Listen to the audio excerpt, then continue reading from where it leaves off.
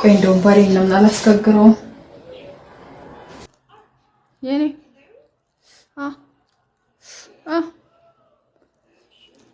ወይ ሆዴን ቆረጠኝ እባክህ።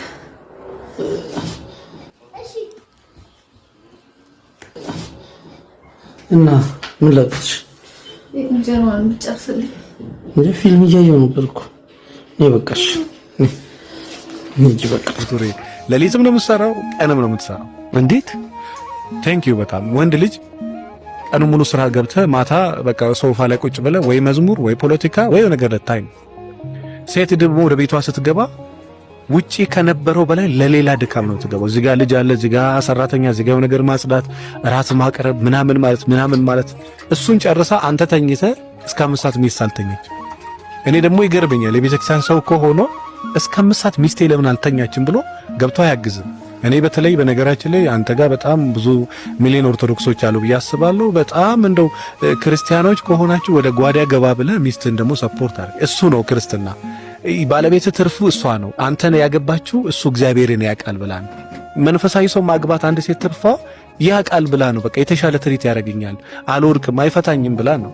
አንድ ወንድም አትፈታኝም፣ የተሻለ ታውቃለች፣ የተሻለ ታግዘኛለች ብሎ ሰው የተሻለ ካላገዘች መንፈሳዊነቷ ታዲያ ምን ጋር እስከ 5 ሰዓት ትሰራለች። 5 ሰዓት ደግሞ ታጥባ ለግንኙነት ደግሞ አንተ ጋር ትመጣለች።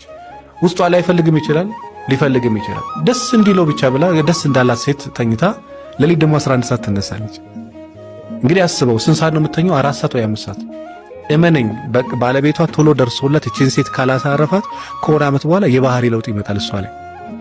ብዙ ሚሊዮን ሰው ቤት ያለው እንደዚህ አይነት በቃ ልጅቷ ከአቅሟ በላይ ሲሆን በቂ እንቅልፍ አለመተኛቷ በጣም ኢቭን እንኳን አንዳንድ ሴቶች አይተኙም ለሊት። ለምንድን ነው የማተኛው? ሚስትህ ወድ አይደለም ባይዞ አንዳንድ ሰው አይ ስለማተኝ ነው፣ የጤና ችግር ነው፣ ሳይኮሎጂካል ፕሮብሌም ነው። ሚስት ለሊት የማተኛ ከሆነ ትታመማለች።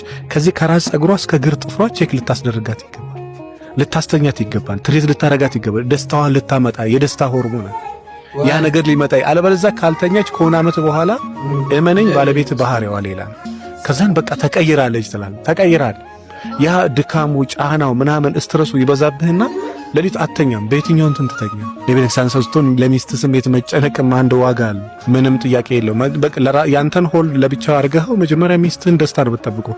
ከራስ ጸጉሯ እስከ ግር ጥፍሯ ጥሩ ስሜት እንዲሰማት፣ ጥሩ ስሜት የተሰማት ሚስት ለአንተ ጥሩ ነገር ታስ። አለበለዛ ችላ በተክሊልን ታግባ የሆነ ሰዓት ላይ በቃኝ ትላለች።